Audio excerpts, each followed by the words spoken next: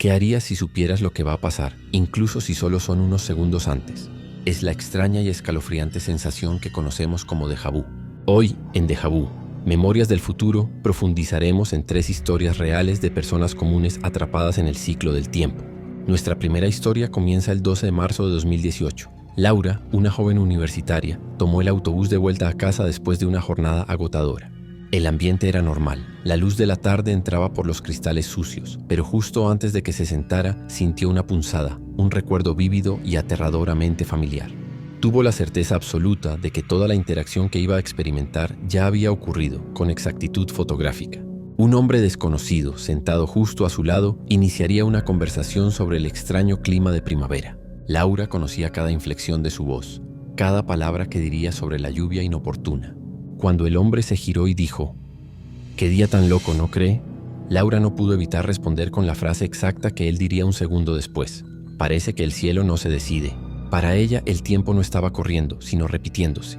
Este déjà vu duró solo el trayecto de su parada, pero le dejó una cicatriz mental, la certeza de que su vida ya había sido escrita. Nuestra segunda historia nos lleva al 22 de julio de 2021.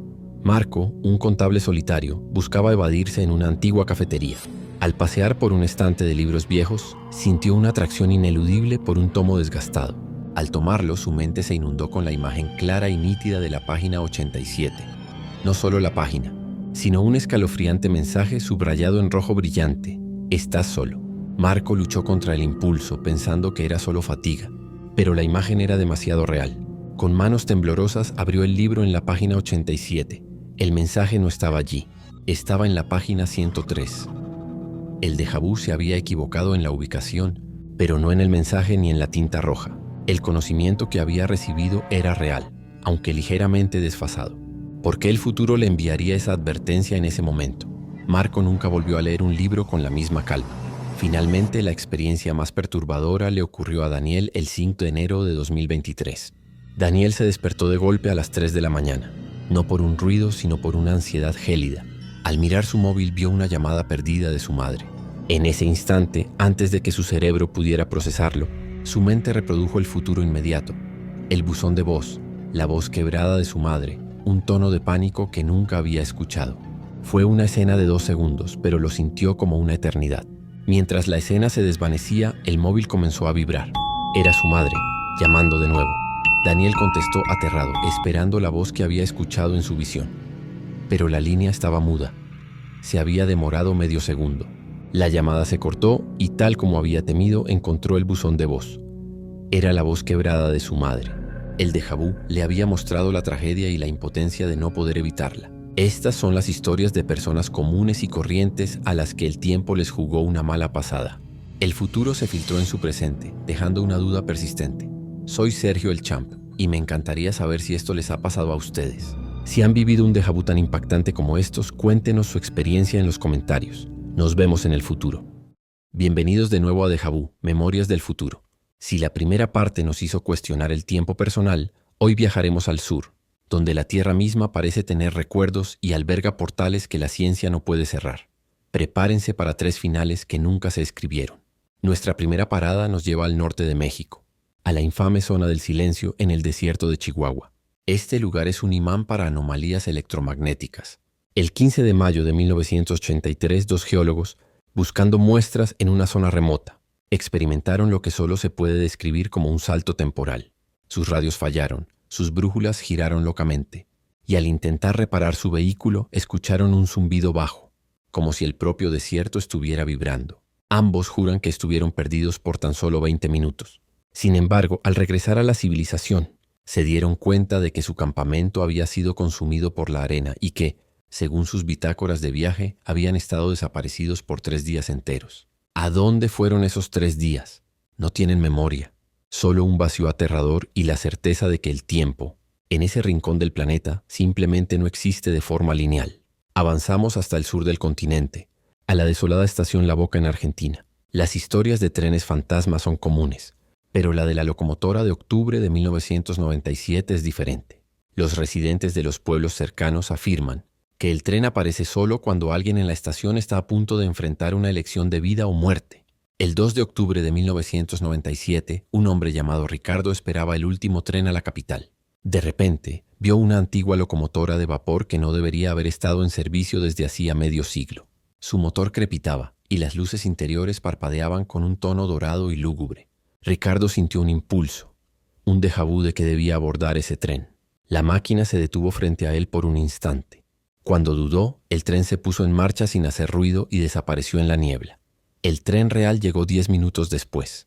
Ricardo abordó, pero nunca olvidó el vagón vacío que lo esperaba.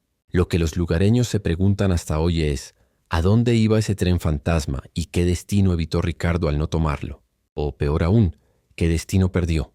Nunca lo sabremos. Finalmente viajamos a la costa de Perú, a la historia del niño conocido como El Vidente, el 11 de septiembre de 2015.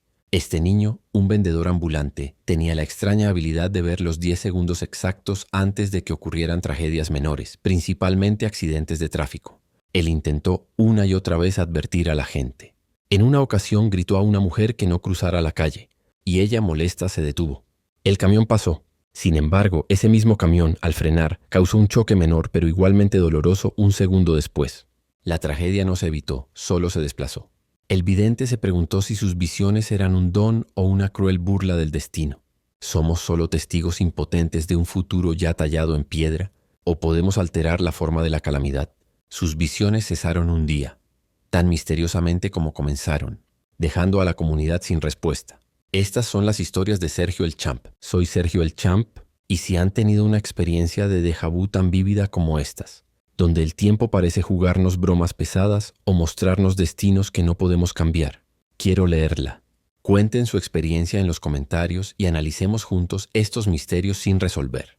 Bienvenidos una vez más a Déjà Vu, Memorias del Futuro.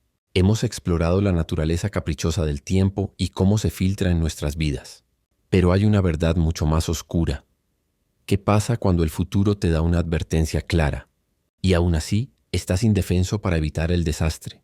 Hoy viajamos a 3 momentos donde la clarividencia solo sirvió como una condena a la anticipación. Nuestra primera historia es la de Sara, el 12 de marzo de 2009.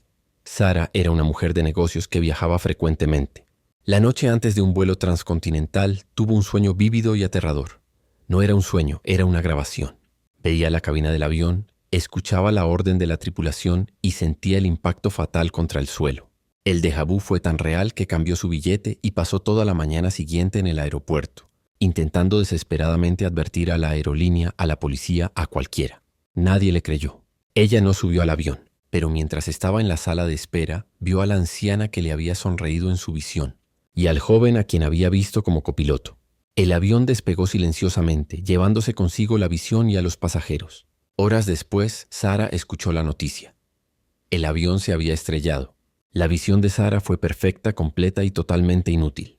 Ella sabía exactamente lo que iba a pasar, pero el universo no le dio el poder de interferir. Nuestra segunda historia nos lleva a un desastre natural de proporciones épicas, el tsunami de diciembre de 2004. Días antes, en una pequeña comunidad costera, un hombre llamado Alok, un pescador simple, comenzó a tener sueños. No eran déjà vus personales, sino una visión colectiva. Una gran ola negra cubriendo la tierra. Alok intentó advertir a su pueblo. Les mostró la posición extraña del mar, la calma antinatural de los animales. Escribió cartas a las autoridades advirtiendo de la fecha, el 26 de diciembre. Pero ¿quién le creería a un pescador atormentado por pesadillas? Lo ignoraron.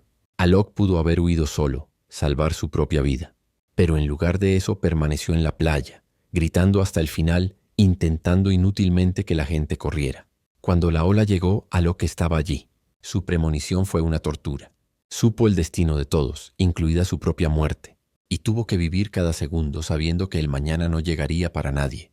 Finalmente, el 23 de septiembre de 1957, Henry era un controlador de cambios en un cruce ferroviario solitario. Él tenía el déjà vu. Sabía que a las 2:47 am el tren de carga iba a ser desviado hacia la vía muerta del tren de pasajeros, B, causando un choque catastrófico. Henry tenía 1 minuto. Corrió hacia el panel y movió la palanca del cambio. Vio el panel de control confirmar la nueva ruta. Se sintió aliviado, pero en ese momento el déjà vu se repitió, mostrando la misma tragedia, pero por una causa diferente. Al haber movido la palanca, causó que el tren A se descarrilara justo antes del cruce, impactando el último vagón del tren B. Su intervención no salvó vidas, solo cambió el escenario de la tragedia. La fatalidad se reafirmó. Henry se dio cuenta de que su destino no era prevenir la muerte, sino ser la herramienta que la haría inevitable. Soy Sergio el Champ. Estas historias demuestran que a veces el conocimiento del futuro no es una advertencia, sino la confirmación de una jaula. ¿Y tú? ¿Has sentido la sombra de un desastre inminente que no pudiste detener? Comparte tu experiencia en los comentarios y analicemos juntos este oscuro poder. Bienvenidos, investigadores de lo anómalo, a la cuarta entrega de Déjà Vu, Memorias del Futuro.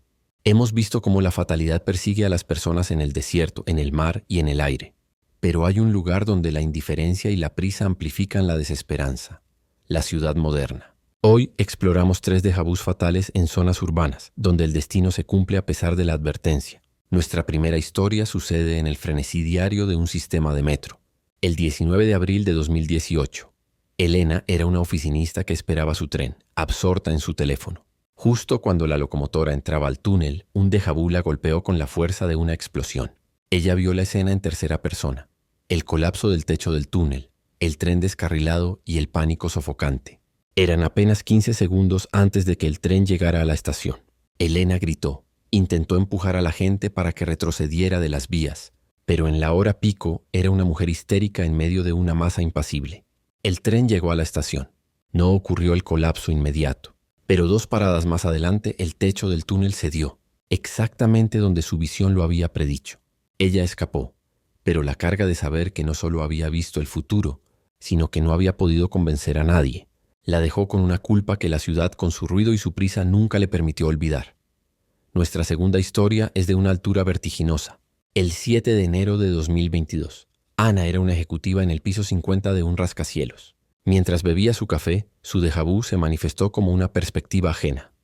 La visión de un hombre, un limpiacristales, que resbalaba y caía. Lo sintió como si fuera ella. Pudo ver el reflejo de su propia oficina en el cristal mientras caía.